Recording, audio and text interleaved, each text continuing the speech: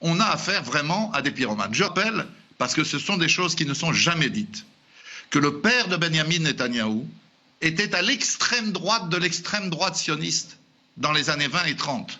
Une extrême droite qui a salué l'arrivée d'Hitler au pouvoir.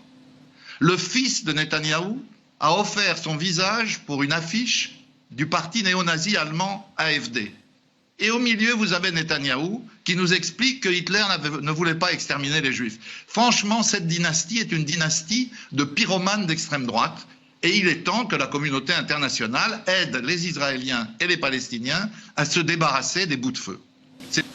Écoutez, je voudrais vous dire, si vous allez au cinéma, chers consoeurs, et que vous arrivez pour voir les 5 dernières minutes, vous aurez du mal à comprendre le film. C'est exactement ce qui se passe. C'est-à-dire, cette affaire, cette escalade dure depuis 1 mois. Ça a commencé par des ratonnades, comme on disait pendant la guerre d'Algérie en France, l'extrême droite, les ultra-orthodoxes, criant mort aux Arabes, cognant sur tout ce qui bougeait.